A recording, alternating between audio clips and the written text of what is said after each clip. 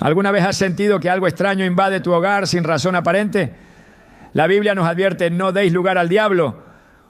Efesios 4:27. Esta instrucción no es simbólica, es literal. El enemigo no siempre entra por la puerta grande, muchas veces lo hace a través de objetos aparentemente inofensivos colocados por personas con intenciones ocultas.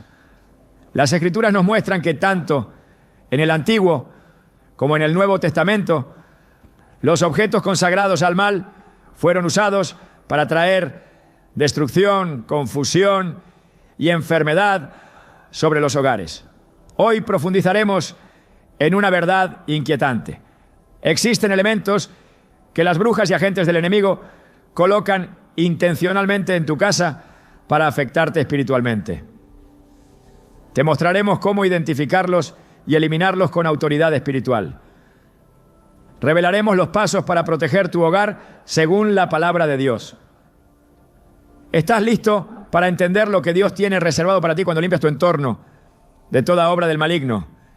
Hay casas en las que todo parece ir bien, hasta que de repente la armonía se rompe. Discusiones sin motivo, enfermedades que no cesan, insomnio inexplicable, una presencia pesada que se siente aunque nadie más esté ahí. Y entonces uno se pregunta: ¿qué cambió? ¿Qué se rompió en el ambiente espiritual? La respuesta muchas veces no está en lo visible, sino en lo espiritual, y más específicamente en lo que sin saberlo hemos dejado entrar. La Biblia lo advierte de forma contundente: no deis lugar al diablo. Efesios 4:27. Este no es un simple consejo, es una advertencia urgente para proteger nuestras vidas, nuestras familias y nuestras casas de cualquier acceso que el enemigo pueda aprovechar. Porque lo cierto es que no todo lo que se introduce en un hogar llega solo con intenciones humanas. Hay objetos que portan cargas, pactos y maldiciones. Objetos aparentemente inofensivos que han sido utilizados por brujas y agentes del mal para abrir puertas en el mundo espiritual. Desde los tiempos más antiguos, los objetos han sido utilizados como instrumentos de conexión espiritual. Dios mismo instruyó a Moisés sobre la construcción del tabernáculo con elementos específicos que reflejaban santidad, pureza y comunión. El arca del pacto, por ejemplo, no era solo una caja, era el lugar donde la presencia de Dios habitaba entre su pueblo. Pero así como hay objetos sagrados que traen bendición, también existen objetos profanos que cargan maldición. En el libro de Josué encontramos una historia que ilustra este principio de manera estremecedora. Acán, miembro del pueblo de Israel, desobedeció las instrucciones de Dios tras la conquista de Jericó. Tomó para sí un manto babilónico, plata y oro, objetos malditos que debían ser destruidos. A simple vista era solo un botín de guerra, pero espiritualmente lo que Acán había llevado al campamento era condenación. Y las consecuencias no se hicieron esperar. Israel, que venía de victoria en victoria, fue derrotado en la batalla siguiente. El pueblo entero sufrió y Dios no volvió a estar con ellos hasta que el objeto maldito fue expuesto y eliminado. Israel ha pecado, han tomado del anatema, por eso no podrán hacer frente a sus enemigos. Josué 7:11-12. Este principio espiritual sigue vigente hoy. El enemigo conoce la autoridad del creyente. Sabe que un hijo de Dios cubierto por la sangre de Cristo es intocable, a menos que haya una puerta abierta. Y una de las formas más comunes y sutiles de abrir esas puertas es a través de objetos que entran en la casa sin ser discernidos. No se trata de superstición ni de paranoia. Se trata de realidades espirituales que muchos ignoran, pero que tienen efectos devastadores. Cuadros, estatuas, libros, joyería, muñecos, figuras decorativas. La lista puede ser larga, no por su forma externa, sino por su origen espiritual. Muchos de estos objetos han sido dedicados en rituales, han sido parte de ceremonias oscuras o han sido preparados intencionalmente para llevar ataduras a donde sean colocados. La intención del brujo no es estética. Su intención es clara: entrar sin ser visto, contaminar sin ser detectado, oprimir sin ser culpado. Hay hogares donde la presencia de Dios ha sido desplazada poco a poco, no por pecado deliberado, sino por ignorancia. La Biblia dice en Oseas 4:6, mi pueblo perece por falta de conocimiento. Y en este tema, la falta de conocimiento cuesta caro, porque mientras tú decoras tu sala con una figura que crees artística, el enemigo la usa como punto de contacto. Mientras colocas en tu habitación una joya heredada que no conoces, una maldición ancestral puede estar activándose. Mientras aceptas un objeto de segunda mano, sin discernimiento ni oración, puedes estar firmando la entrada legal del enemigo a tu espacio.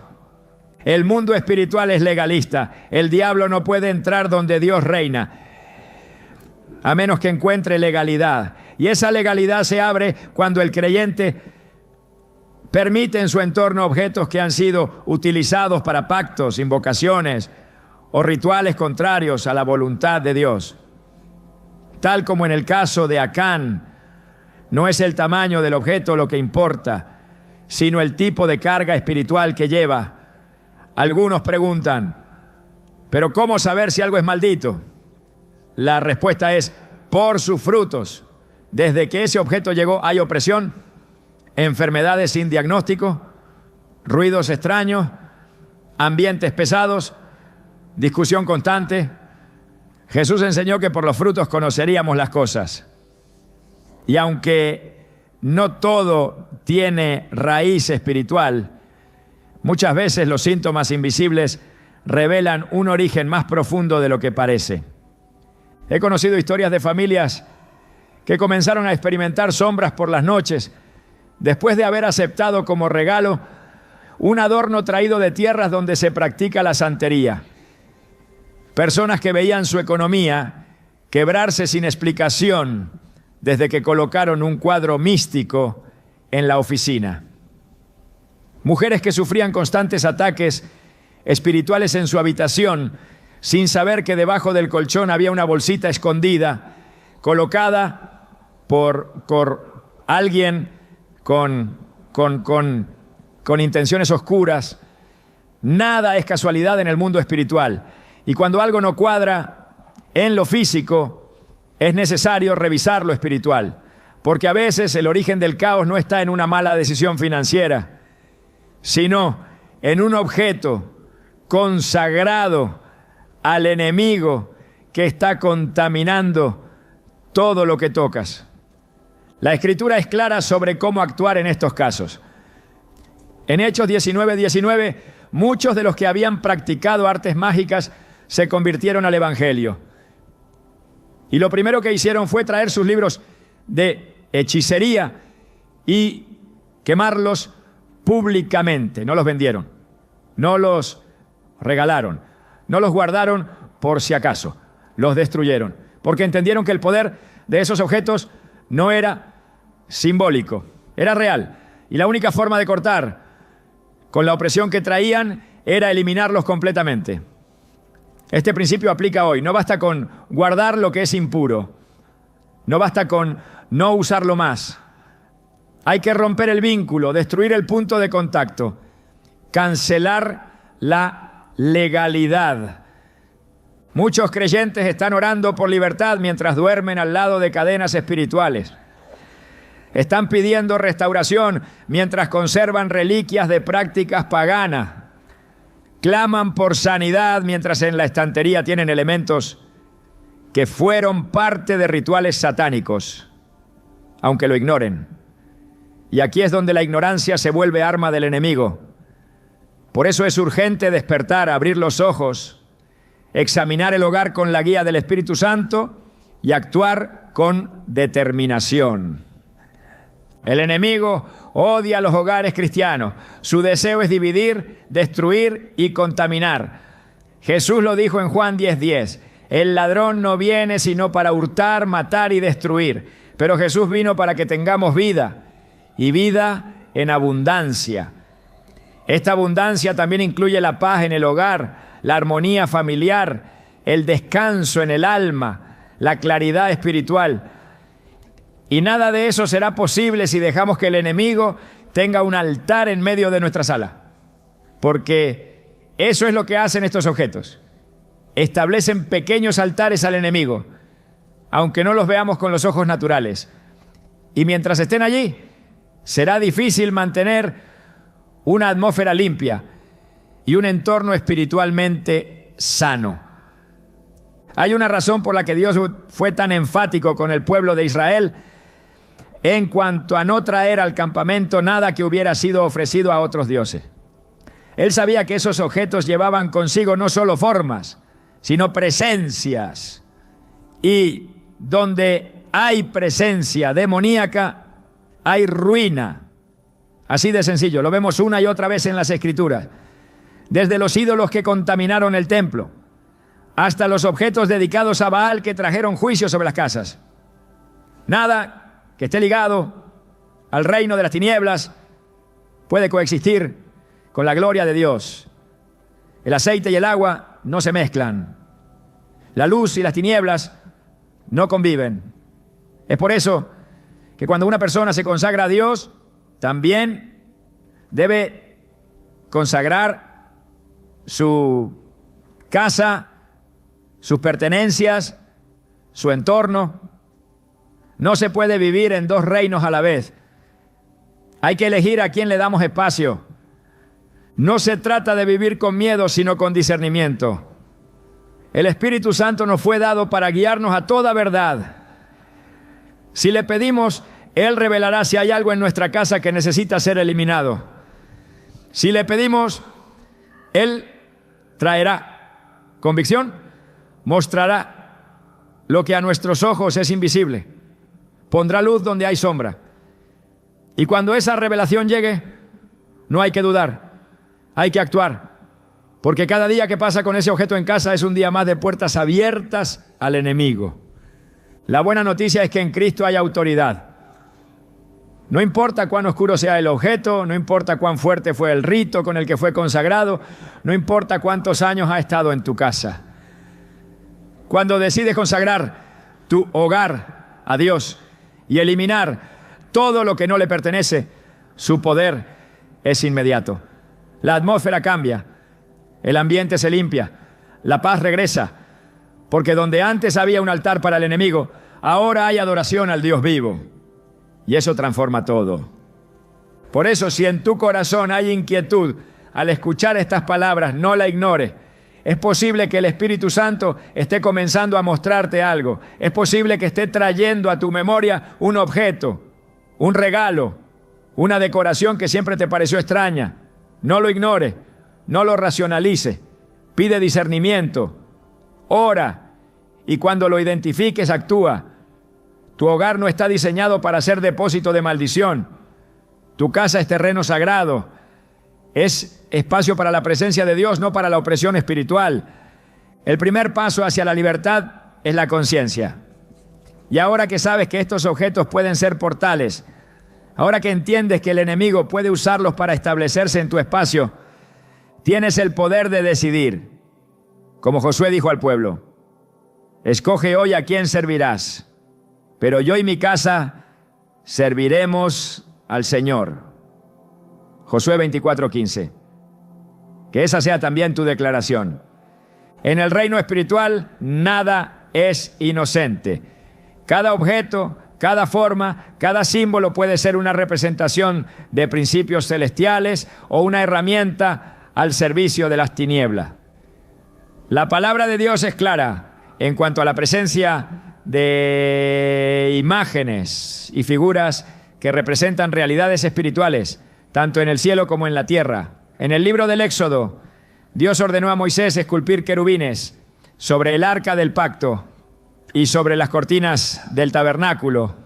no como objetos de adoración, sino como reflejos de una realidad celestial. Esos símbolos eran sagrados porque representaban lo santo, lo puro, lo eterno. Sin embargo, el enemigo ha replicado ese mismo principio con fines contrarios. Lo que en las manos de Dios es revelación, en las manos del adversario se convierte en deformación. Desde los primeros libros de la Biblia, el Señor advirtió a su pueblo sobre el uso de imágenes talladas que tuvieran una función espiritual.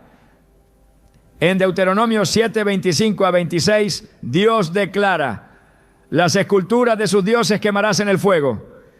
No codiciarás plata ni oro de ellas para tomarlo para ti, para que no tropieces en ello, pues es abominación a Jehová tu Dios. No traerás cosa abominable a tu casa, para que no seas anatema como ella. Aquí el mandamiento no es figurado ni abierto a interpretación. Dios no permite que lo impuro comparta espacio con lo consagrado. La imagen tallada, si ha sido dedicada a dioses falsos o cargada espiritualmente, es una abominación, y llevarla al hogar es traer maldición. Hay símbolos y figuras que son diseñados específicamente para atraer, contener o canalizar energía espiritual contraria a Dios. El enemigo, siendo imitador de lo sagrado, ha desarrollado un lenguaje visual a través del cual opera en los hogares. Cada trazo, cada diseño, cada representación cargada de intención espiritual puede abrir puertas, incluso sin conocimiento del que lo posee. Esto es posible porque el mundo espiritual no responde únicamente a la intención del hombre, sino al origen del objeto y a los pactos que lo rodean. Una figura puede parecer decorativa, incluso bella, pero si ha sido concebida en un contexto ocultista, es capaz de establecer un vínculo real con fuerzas de oscuridad. La ignorancia no anula la legalidad espiritual. Por eso, lo que para el ojo natural puede parecer arte, para el mundo invisible puede ser un altar activo. La Biblia condena la idolatría en todas sus formas, no solo como la adoración consciente de una figura, sino también como la presencia tolerada de representaciones que evocan divinidades ajenas al Dios de Israel. El segundo mandamiento, registrado en Éxodo 20, 4 a 5, es categórico.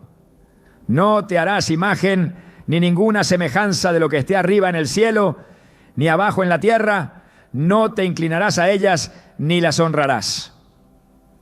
Este mandato no solo se refiere al acto de postrarse, sino también al hecho de permitir que esos objetos compartan espacio con la presencia del Dios vivo. Cuando en el corazón del hogar hay símbolos de culturas paganas, imágenes cargadas de misticismo o figuras asociadas a dioses extranjeros, se interrumpe la atmósfera espiritual que Dios desea establecer. El enemigo ha popularizado formas, íconos y símbolos que están presentes en millones de hogares sin levantar sospecha. Estas representaciones no fueron diseñadas al azar, han sido creadas a lo largo de siglos para ser portadoras de intenciones ocultas. Muchas de ellas derivan de religiones paganas, prácticas esotéricas o escuelas de pensamiento gnóstico que niegan la supremacía de Jesucristo. Su presencia en un entorno cristiano no es inofensiva, es una contradicción espiritual que afecta el fluir de la oración, contamina el ambiente y da acceso legal al adversario. La idolatría no necesita veneración para ser efectiva, basta con la presencia tolerada. En el libro de 2 Reyes 23, el rey Josías llevó a cabo una reforma profunda en Israel, destruyendo ídolos, derribando altares y eliminando todo objeto que pudiera usarse como instrumento de culto falso. Él no permitió que quedaran vestigios de aquello que ofendía a Dios. Esta actitud no fue extremista, fue obediente. La presencia de símbolos profanos en Jerusalén no solo era una afrenta a Dios, era la causa de la decadencia espiritual del pueblo. Josías entendió que no se puede esperar bendición mientras se tolera lo maldito. Esta misma verdad aplica a la del creyente. No se puede edificar un altar de oración mientras en el mismo espacio se encuentran representaciones de entidades contrarias al reino. Las figuras asociadas con animales míticos, criaturas con múltiples ojos, formas geométricas específicas o deidades antiguas no son meramente ilustraciones artísticas, son puertas abiertas. Algunas han sido utilizadas durante siglos en prácticas de invocación, en rituales de iniciación o en ceremonias dedicadas al ocultismo. La forma puede cambiar, el nombre puede variar, pero la raíz espiritual permanece. Traer una figura como esa al hogar, aunque sea por curiosidad o por aprecio estético, es introducir un agente de contaminación espiritual. Y esa contaminación no permanece pasiva. Afecta la atmósfera, genera resistencia a la oración, interfiere con la adoración, alimenta pensamientos oscuros y en muchos casos establece ciclos de confusión, opresión o estancamiento. El pueblo de Dios está llamado a ser santo, apartado, radicalmente diferente en su manera de vivir, de hablar, de vestir y también de decorar. No se trata de vivir con temor, sino con discernimiento. El creyente no puede permitir que figuras cuya fuente espiritual proviene de la oscuridad tengan un lugar en su mesa, en su repisa o en su dormitorio. Lo que entra en el hogar afecta el ambiente del alma. Lo que decora las paredes moldea lo que habita el espíritu. Por eso Pablo instruyó a los corintios diciendo: ¿y qué acuerdo hay entre el templo de Dios y los ídolos? Porque vosotros sois templo del Dios viviente. 2 Corintios 6, 16. Si el cuerpo es templo, cuanto más lo es el hogar que el creyente consagra al Señor. La influencia espiritual de las figuras va más allá de lo visible. Algunas son portadoras de maldiciones generacionales. Otras son utilizadas como anclas para establecer vigilancia espiritual demoníaca. Hay representaciones que sirven como canales de transferencia de espíritus, donde la sola presencia activa manifestaciones que afectan el descanso, las relaciones y la prosperidad. En los tiempos bíblicos, los ídolos no eran simples esculturas, eran centros de actividad espiritual. Donde había un ídolo, había influencia. Donde había influencia, había esclavitud. Y donde había esclavitud, había juicio. Este principio es inmutable. Si hay símbolos que glorifican la rebelión, el esoterismo, el relativismo espiritual o la adoración de dioses falsos, no puede haber comunión con el Espíritu Santo en ese lugar. En Apocalipsis 2:14, Jesús reprende a la iglesia de Pérgamo por tolerar doctrinas y prácticas idolátricas. Esta reprensión no fue por lo que enseñaban abiertamente, sino por lo que permitían en silencio. Dios no bendice lo que se tolera en desobediencia. No hay neutralidad en el ámbito espiritual. Cada objeto que se introduce en el hogar refleja una postura. O glorifica a Dios o glorifica al enemigo. O edifica el altar del Señor o sostiene el altar de la confusión. No hay punto medio. El hogar del creyente debe ser un lugar de santidad, no un depósito de artefactos contaminados. La belleza de un objeto no puede justificar su origen. La historia cultural no puede anular el mandato de separación. La tradición no puede estar por encima de la verdad espiritual. A lo largo de la historia bíblica, cada vez que el pueblo de Dios permitió la entrada de imágenes ajenas, se desató un proceso de decadencia espiritual. No porque la figura tuviera poder en sí misma, sino porque su presencia representaba una rendición interna. Era una señal de que algo en el corazón se había doblegado. Lo externo revela lo interno. Y cuando se permite que lo profano coexista con lo santo, Se pierde autoridad, se debilita la oración, se interrumpe el fluir de la gracia. El creyente que desea caminar en libertad no solo debe cerrar puertas obvias como el pecado, la desobediencia o la rebelión, sino también debe revisar con atención cada rincón de su casa. No hay lugar que el enemigo no quiera infiltrar. No hay habitación que no esté en su agenda. Si encuentra una figura que le pertenece, reclamará legalidad. Y si la encuentra expuesta, activa, visible, no necesitará permiso para operar. Su presencia será suficiente. La limpieza espiritual comienza con el discernimiento visual. El ojo entrenado por la palabra y guiado por el Espíritu Santo puede identificar lo que no armoniza con la santidad. No se necesita una manifestación demoníaca para saber que un símbolo es contrario a Dios. Basta con conocer la verdad, porque la verdad ilumina, la verdad confronta, la verdad revela, y cuando el creyente camina en la luz, todo objeto que fue hecho en tinieblas queda expuesto. En ese momento, la decisión es clara: destruir o tolerar, derribar o justificar. Y la elección que se tome determinará el nivel de libertad que se experimentará. El tiempo en que el pueblo de Dios podía ignorar estos temas ha terminado. Vivimos días donde las tinieblas avanzan sin pudor y donde la batalla espiritual se libra incluso en los detalles. Los símbolos son parte de esa batalla. No son simples dibujos, son declaraciones espirituales.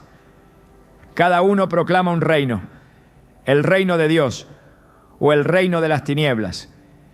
Y cuando esos símbolos son introducidos al hogar, se convierten en embajadores espirituales del reino que representan. Por eso, si se desea vivir bajo la cobertura de Dios, es necesario examinar con rigurosidad qué imágenes están siendo toleradas. No se puede pedir protección mientras se honra lo impuro. No se puede declarar victoria mientras se convive con lo que representa derrota. No se puede caminar en autoridad mientras se conservan símbolos de opresión. La santidad no es una opción, es una condición para la presencia. Y donde hay presencia de Dios, no hay espacio para lo que Él aborrece. Uno de los métodos más silenciosos y eficaces que el enemigo utiliza para infiltrar hogares consagrados a Dios es el disfraz de la generosidad. El regalo, en apariencia inofensivo, ha sido empleado desde tiempos antiguos como medio de transferencia espiritual. El enemigo conoce la naturaleza emocional del ser humano, su inclinación a confiar en aquello que viene envuelto en amabilidad o afecto, y lo usa para traspasar fronteras que de otra forma le estarían prohibidas. La Escritura enseña que incluso Satanás se disfraza como ángel de luz, 2 Corintios 11:14. Y dentro de ese disfraz muchas veces hay un objeto, una pieza, un presente que ha sido consagrado a su servicio. El receptor no lo sabe, pero al aceptarlo también acepta lo que espiritualmente carga. Este principio no es nuevo. En el libro de Números, capítulo 22, se relata cómo Balac, rey de Moab, intentó destruir al pueblo de Israel no mediante armas, sino a través de una maldición disfrazada de palabra. Para esto ofreció a Balaam riquezas y regalos con el propósito de que él profetizara en contra del pueblo de Dios. Aunque Balaam fue impedido por Dios de maldecir, el intento reveló una estrategia espiritual: usar dádivas como canal de influencia maligna. El regalo puede ser un acto externo, pero en el mundo invisible puede representar un pacto, una entrada, una transferencia. En muchas culturas donde se practican rituales ocultistas, los objetos que se consagran para mal son ofrecidos con la intención de ser entregados a la víctima. Estos objetos no necesariamente tienen un aspecto oscuro o intimidante. Pueden ser pulseras, joyas, piezas decorativas, libros, tejidos, instrumentos musicales, muñecos artesanales o incluso alimentos. Lo que define su peligro no es su forma, sino el propósito espiritual con el que fueron preparados.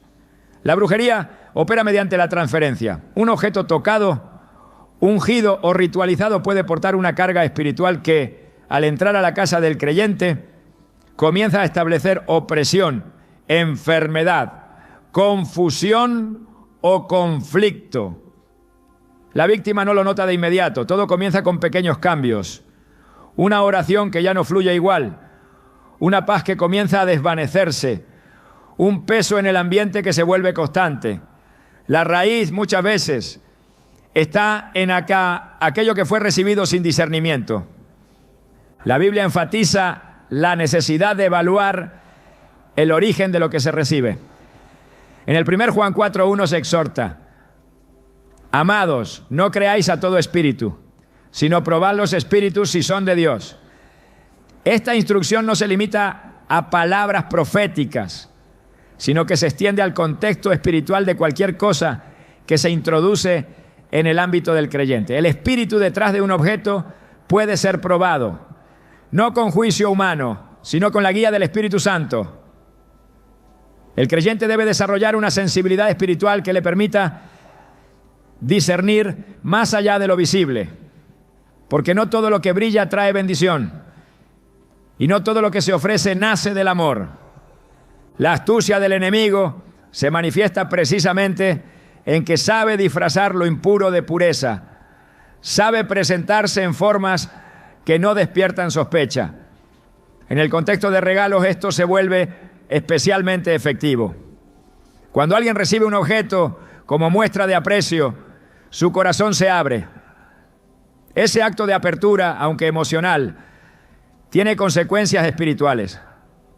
Abrir el corazón sin discernimiento es como abrir la puerta del hogar sin preguntar quién llama.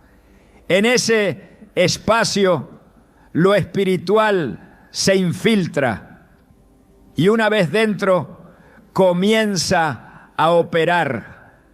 La historia del pueblo de Israel muestra repetidamente que los objetos traídos del exterior, si no eran consagrados al Dios verdadero, traían consigo contaminación. En Josué 6:7 Dios advirtió que todo lo que se hallara en Jericó debía ser destruido, pues era anatema. A pesar de la advertencia, Acán tomó parte del botín y lo ocultó. Su acto fue visto por Dios como una traición espiritual. El juicio no fue solo sobre él, sino sobre toda la nación. Esta historia establece un principio inquebrantable. Lo que ha sido tocado por lo maldito, al entrar en contacto con lo consagrado, genera conflicto espiritual. El regalo que parece inocente puede, si fue preparado en rebelión, desatar caos en lo que estaba en orden. El enemigo ha perfeccionado esta estrategia, especialmente en ambientes donde el discernimiento ha sido apagado. En un mundo que valora lo estético sobre lo espiritual, es fácil justificar la permanencia de un objeto porque fue obsequio de alguien querido, porque representa un recuerdo o porque su apariencia no sugiere peligro alguno. Pero el mundo espiritual no opera por apariencia, opera por esencia. Si el origen de un objeto fue la brujería, el espiritismo, el esoterismo o la manipulación espiritual, ese objeto no puede ser neutralizado con indiferencia. Su presencia es una puerta abierta y mientras esté en el hogar, el enemigo encontrará un lugar desde donde operar. El principio de santificación implica separación. Cuando algo ha sido apartado para Dios, no puede compartir espacio con lo que fue apartado para el mal. Esta es una verdad espiritual que trasciende culturas, épocas,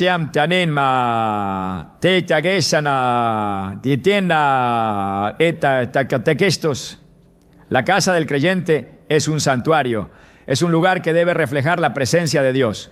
Permitir que objetos ritualizados o espiritualmente contaminados entren, aunque sea a través de un regalo, es romper el cerco espiritual.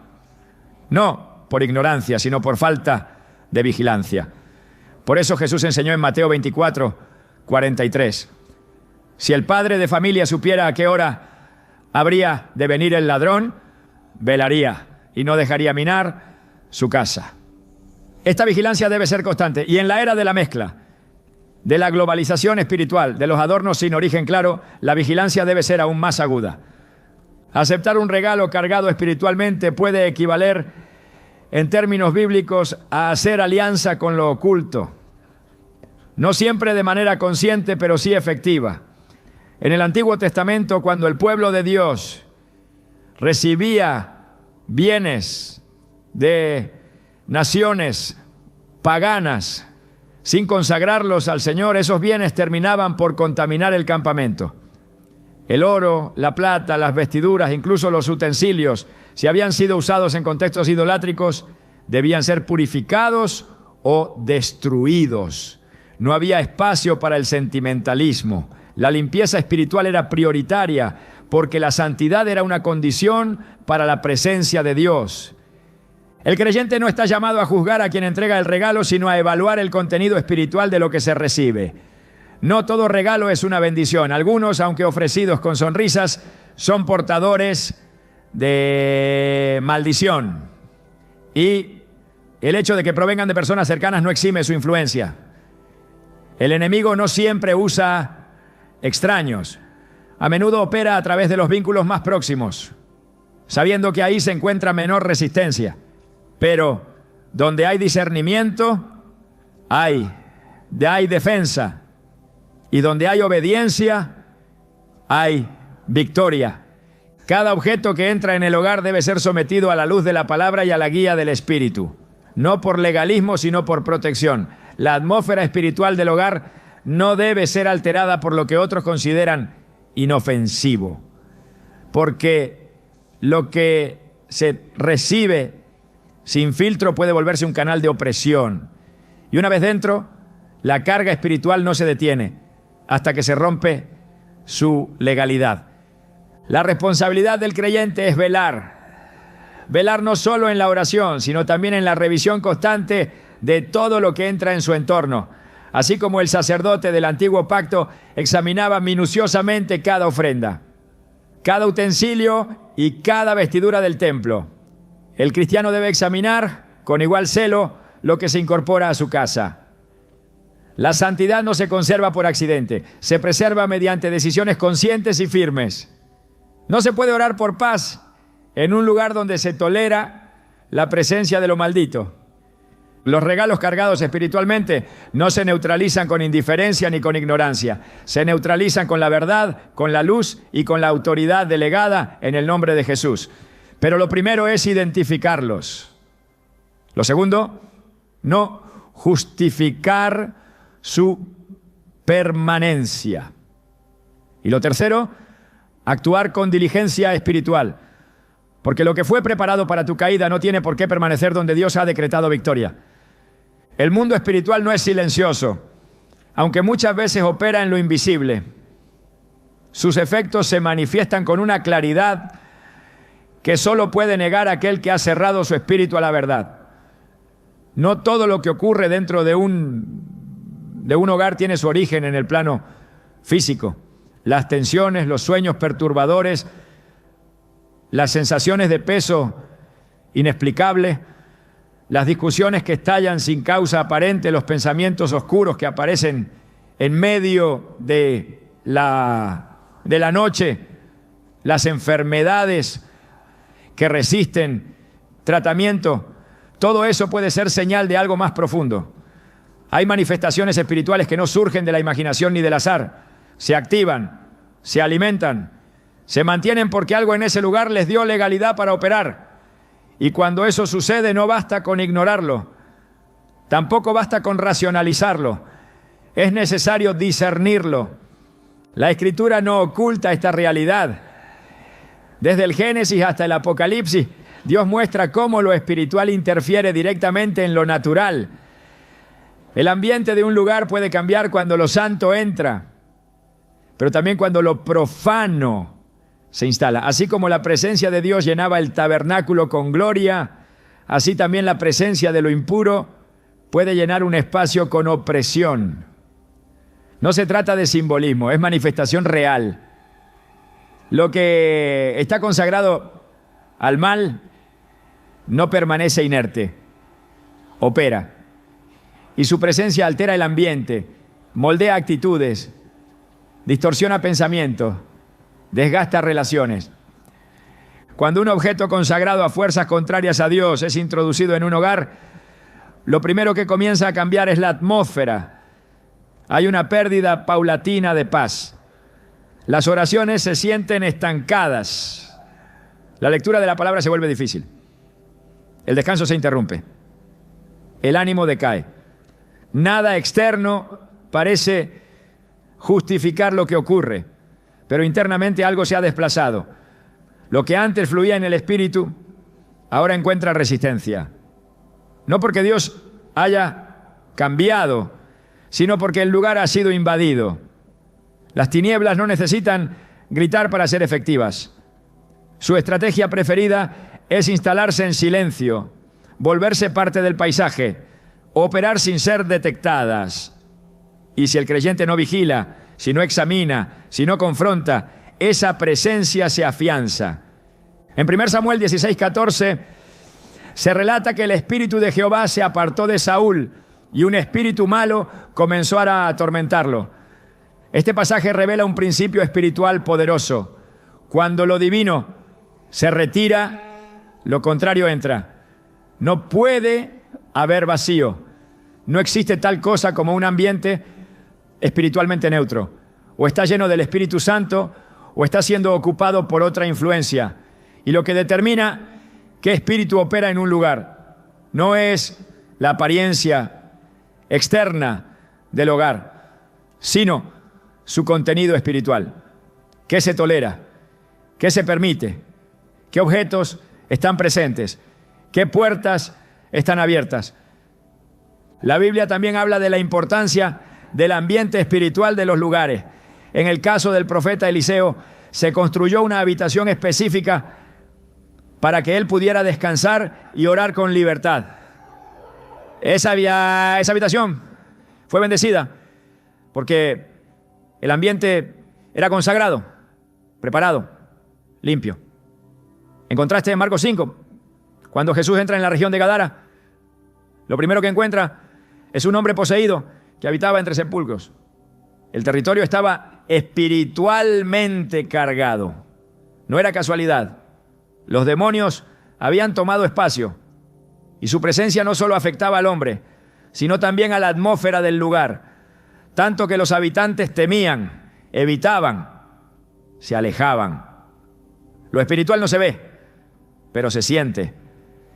Y cuando la atmósfera está contaminada, la evidencia no se manifiesta solo en el cuerpo, sino en la mente, en el ánimo, en las emociones, en los vínculos.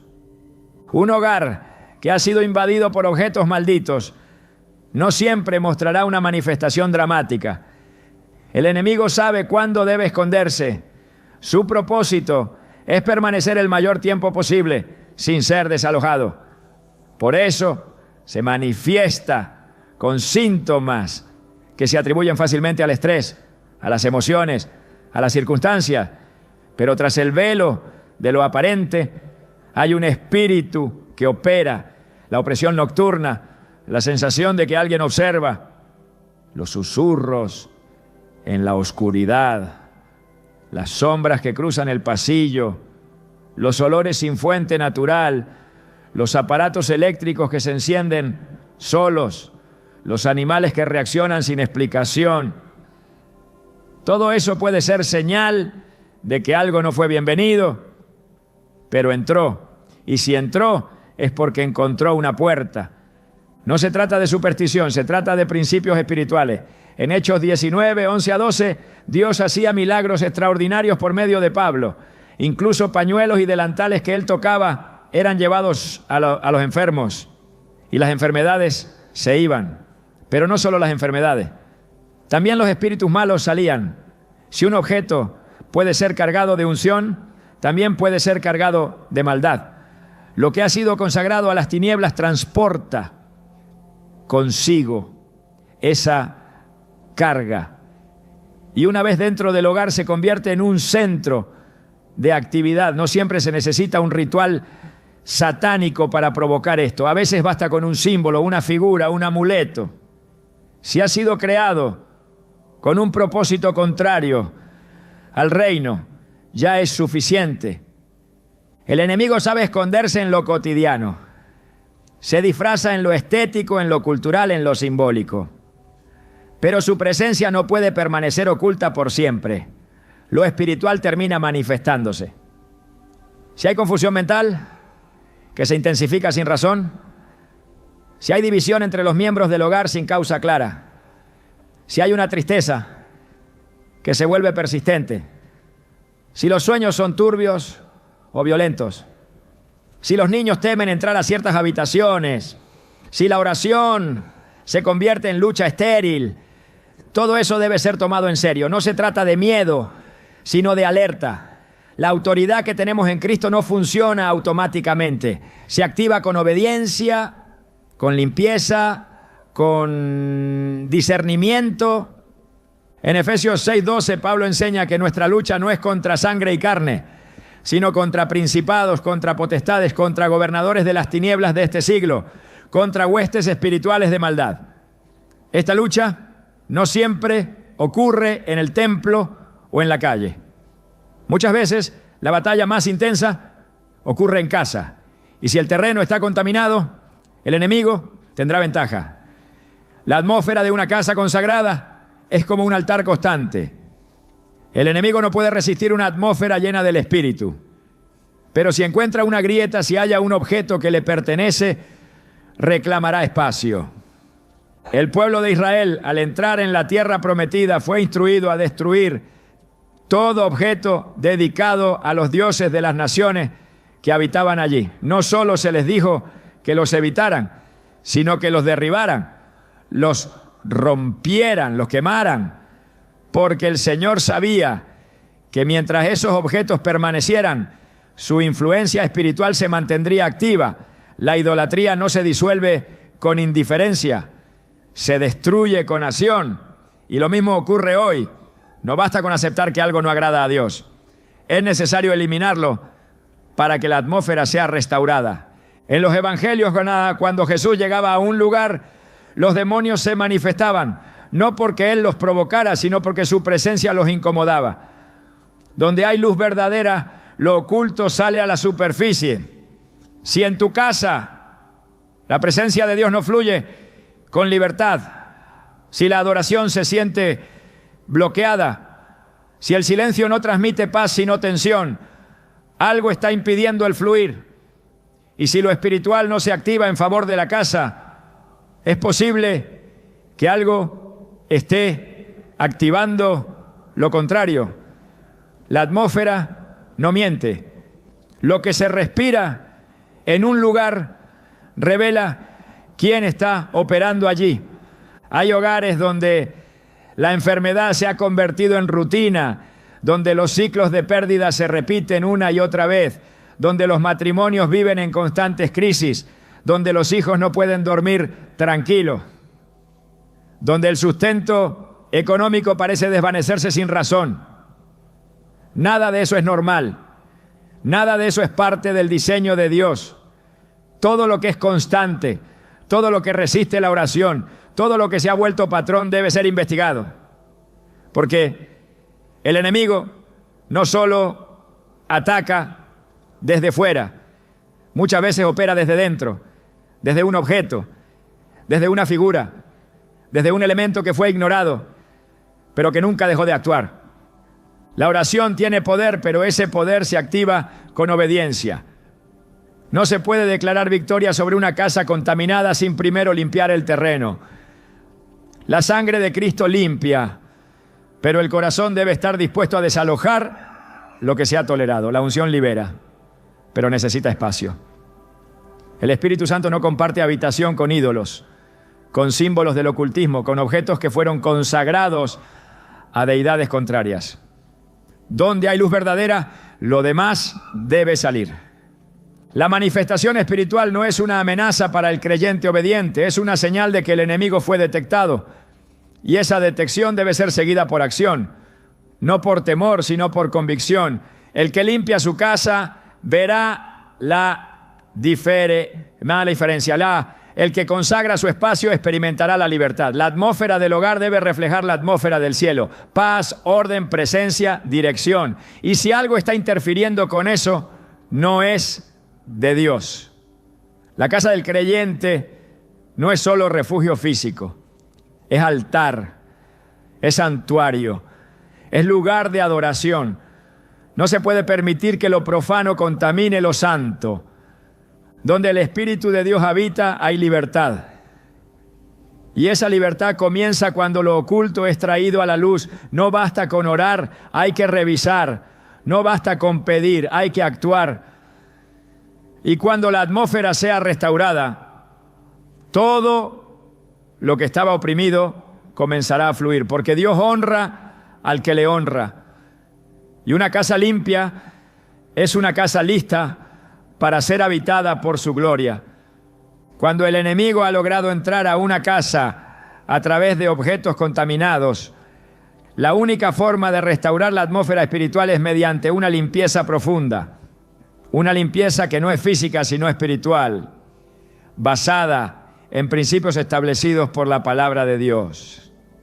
Porque no basta con identificar el problema, es necesario remover la causa. Y no basta con removerla externamente, hay que romper toda legalidad interna. No existe neutralidad en la guerra espiritual, o se consagra o se contamina, o se edifica altar al Dios vivo o se le da lugar al enemigo. Y si lo que ha entrado fue diseñado para establecer opresión, su permanencia solo multiplicará el daño. La limpieza espiritual del hogar no es opcional para quien desea vivir en libertad. Es una urgencia que no puede esperar. Desde el Antiguo Testamento, Dios instruyó a su pueblo sobre la necesidad de destruir todo aquello que representara idolatría, prácticas ocultas o consagración a lo profano. En Deuteronomio 7:26 dice claramente: y no traerás cosa abominable a tu casa, para que no seas anatema como ella. La aborrecerás del todo y la abominarás, porque es anatema. Esta instrucción no estaba dirigida a templos ni a ciudades paganas. Era una orden directa para el hogar. Dios conocía el principio. Lo que se tolera dentro se activa. Lo que se guarda por afecto termina gobernando por legalidad. Y cuando el objeto es maldito, su presencia basta para contaminar todo lo demás. Por eso el mandamiento no era almacenarlo, ni ignorarlo, ni apartarlo. Era destruirlo. La limpieza espiritual comienza en el corazón, pero se manifiesta en los actos. No hay redención sin arrepentimiento y no hay restauración sin acción. Es necesario que el creyente se levante con convicción y autoridad para examinar cada rincón de su hogar. No para buscar con paranoia, sino para actuar con discernimiento. La guía del Espíritu Santo no falla cuando se le invoca con sinceridad. Él revela, Él confronta, Él dirige. Lo que a los ojos naturales puede parecer decoración, para el Espíritu de Dios puede ser una estructura de opresión. Y si es así, debe salir. La autoridad de Cristo en el creyente se activa cuando hay obediencia. Y obedecer significa renunciar a todo lo que está en desacuerdo con el reino. En Hechos 19 se describe cómo aquellos que practicaban artes ocultas al recibir el mensaje del Evangelio no solo creyeron, sino que trajeron sus libros de magia y los quemaron públicamente. El detalle es importante. No los escondieron, no los regalaron, no los vendieron, los destruyeron, porque entendieron que la conexión espiritual con esos objetos no podía romperse con distancia, sino con eliminación. No se trata de un acto simbólico, se trata de un corte legal en el ámbito espiritual. Lo que fue creado para el mal no puede permanecer donde se invoca el nombre de Dios. Lo que fue dedicado a las tinieblas no puede coexistir con la luz. Y lo que representa una alianza con el enemigo debe ser desarraigado sin demora. El hogar debe ser revisado habitación por habitación, con oración, con la palabra en mano y con autoridad espiritual. Cada objeto, cada imagen, cada libro, cada símbolo, cada elemento decorativo debe ser examinado bajo la luz del Espíritu. Si su origen es dudoso, si su simbolismo es esotérico, si fue traído de contextos ritualistas o si genera inquietud en el espíritu, su lugar no es en el hogar del creyente. Lo que no glorifica a Dios no tiene cabida. Y lo que sirve como canal para el enemigo debe ser removido sin contemplación. No se trata de temer, sino de limpiar. La limpieza espiritual no es un acto de desesperación, sino una declaración de pertenencia. El creyente que limpia su casa está diciendo: este territorio le pertenece al Señor. Y esa declaración tiene peso en el mundo espiritual. Donde antes había legalidad para la opresión, ahora hay protección por el pacto. Donde antes había acceso para el mal, ahora hay cobertura divina. La atmósfera cambia cuando la presencia de Dios encuentra un espacio preparado. Y ese espacio se prepara con obediencia radical. La oración que acompaña este proceso no es cualquier oración. Es una proclamación de autoridad, es un clamor por santidad, es una confesión de entrega. El creyente no ora para ver si algo sucede, ora porque tiene la certeza de que el poder de Dios ya ha sido liberado. En Santiago 5:16 está escrito: la oración eficaz del justo puede mucho. Esa oración, unida a la acción, es capaz de romper cadenas invisibles, desalojar presencias oscuras y restaurar el fluir del Espíritu en cada ambiente del hogar. El aceite, símbolo bíblico de consagración, puede ser utilizado como señal profética, no por superstición, sino por fe. En Éxodo 40, Dios mandó ungir con aceite todo el tabernáculo, cada utensilio, cada espacio. No por ritualismo, sino por santificación. Y ese principio puede ser aplicado al hogar. Una vez que los objetos contaminados han sido removidos, el lugar debe ser consagrado. No basta con vaciar, hay que llenar. No basta con sacar lo profano. Hay que invitar lo santo. Y esa invitación se hace con oración, con adoración, con palabra, con presencia constante de Dios. Porque un espacio limpio es una victoria momentánea, pero un espacio lleno de Dios es una victoria permanente. La limpieza espiritual también exige que el corazón del creyente permanezca vigilante. No basta con limpiar una vez. La vigilancia debe ser continua.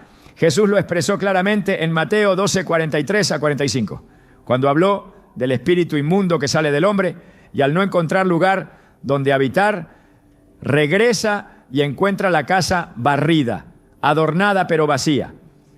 El resultado fue peor que el estado inicial. ¿Por qué?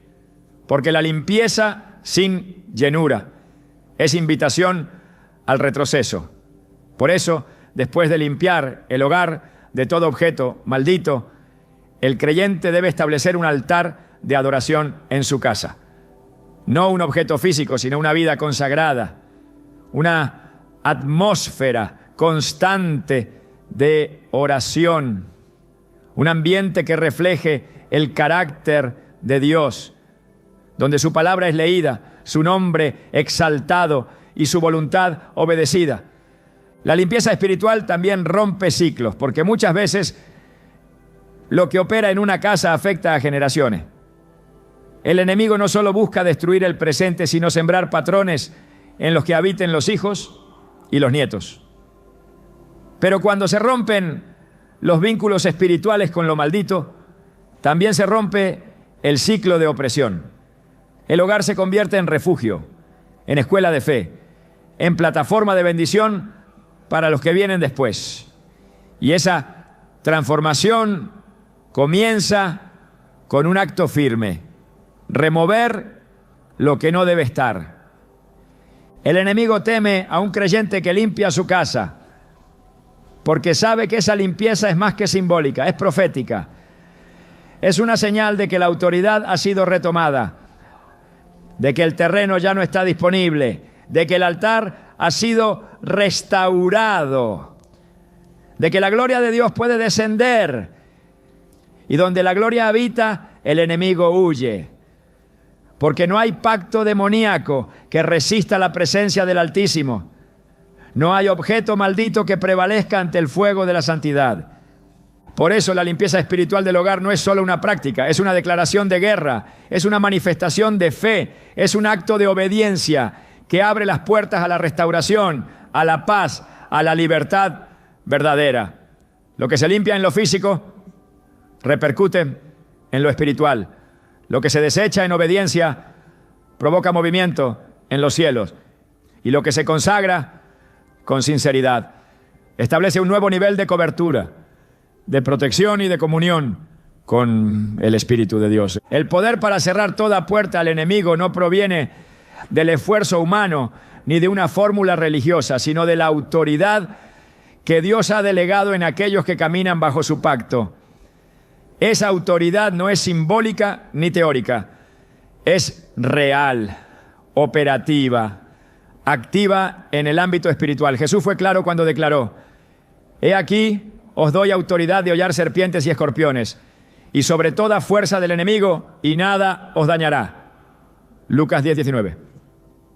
No habló de una posibilidad futura, sino de una autoridad presente. Y esa autoridad no está sujeta a emociones, sino al entendimiento del lugar que el creyente ocupa en Cristo. Una vez que el hogar ha sido limpiado, que los objetos malditos han sido removidos y que la atmósfera ha sido restaurada, es necesario afirmar la posición espiritual desde la cual se gobierna. Porque todo lo que se cierra en la tierra será cerrado en el cielo. Pero cerrar espiritualmente no es repetir palabra, es ejecutar legalidad divina, es establecer límites invisibles que el enemigo no puede transgredir. Y esos límites se trazan con obediencia, con santidad, con comunión profunda con Dios. Donde hay sumisión a su voluntad, hay respaldo de su trono. La autoridad fluye desde esa alineación.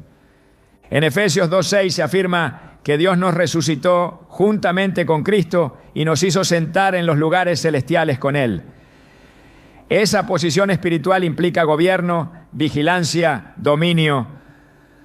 No se trata solo de resistir, sino de avanzar, de recuperar terreno, de decretar que toda obra del adversario queda anulada. El creyente no vive como esclavo de las circunstancias, sino como hijo del Rey. Y donde hay hijos, hay herencia. Donde hay herencia, hay poder. Y donde hay poder, hay libertad.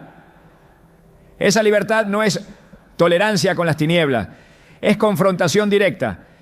Es establecer que ninguna fuerza ajena al reino tiene derecho a operar dentro del territorio consagrado a Dios. La casa que ha sido santificada debe mantenerse bajo cobertura. La oración constante, la adoración sincera y la proclamación de la palabra son pilares que refuerzan la autoridad ya otorgada. Pero incluso más que eso, es la vida íntegra la que sostiene esa autoridad. No se puede ejercer dominio espiritual con puertas abiertas al pecado. Por eso, el que cierra al enemigo, también se cierra al mundo. El que levanta murallas, también levanta el altar. Y desde ese altar, todo lo que es contrario al Espíritu de Dios debe huir. El enemigo no resiste a una casa que se sostiene en la verdad. Una casa que ha sido limpiada, consagrada y gobernada por la palabra es territorio prohibido para toda influencia demoníaca. Y es allí, en esa atmósfera de pureza y autoridad, donde la presencia de Dios habita sin impedimento y con poder creciente. Una casa no es solo el lugar donde se habita, es el reflejo visible de una estructura invisible. Cada rincón habla, cada ambiente comunica, cada objeto tiene voz en el mundo espiritual. Cuando Dios bendice un hogar, no lo hace solo por sus paredes, sino por el altar que allí se levanta. El enemigo también lo sabe. Por eso su ataque no es solamente contra personas, sino contra espacios. Porque el espacio donde habitas puede convertirse en la plataforma de tu crecimiento espiritual o en el campo minado que retrasa tu llamado. No se trata solo de identificar lo que el enemigo coloca, sino de entender lo que Dios quiere establecer. La Escritura revela que donde Dios habita, el entorno se transforma. La casa de Obed-Edom fue bendecida por contener el arca del pacto. Pero lo que trajo bendición no fue la madera ni el oro del arca, sino la presencia. Y esa presencia solo descansa donde hay honra, donde hay santidad, donde hay orden espiritual. El enemigo lucha por ensuciar esos lugares porque sabe que si contamina el altar, interrumpe el fuego. Si logra apagar la adoración, debilita la visión. Si logra instalar una atmósfera adversa, bloquea el propósito. No es un ataque al azar, es una estrategia dirigida. Por eso, más allá de limpiar, de identificar o de cerrar puertas, hay un llamado superior: construir un hogar donde Dios se deleite. No solo un lugar sin maldición, sino un lugar lleno de gloria. Porque expulsar lo impuro es solo el principio. Lo más poderoso ocurre cuando el espacio se llena de la presencia del Altísimo, cuando las conversaciones reflejan fe, cuando los muros escuchan cánticos, no quejas, cuando la atmósfera provoca descanso en el alma y dirección en el espíritu. Ese es el diseño del cielo para la casa del creyente. En un mundo donde las tinieblas avanzan sin vergüenza, tener un hogar encendido por la luz de Dios es más que necesario, es urgente. La casa se convierte en el primer altar antes que el templo.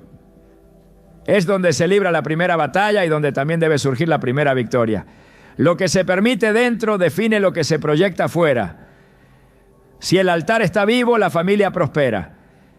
Si el altar está caído, el enemigo encuentra acceso. Hoy el llamado no es solo a eliminar lo que el enemigo trajo, es a establecer lo que Dios anhela. Que tu casa sea antorcha, no solo refugio. Que sea plataforma, no solo protección. Que sea trinchera, no solo descanso. Porque el hogar del justo no es un lugar pasivo. Es un territorio profético, diseñado para provocar el avance del reino. ¿Estás listo para que tu casa no solo esté limpia, sino que se convierta en un lugar donde la gloria de Dios repose con poder? Ese es el verdadero objetivo y ese es el verdadero llamado.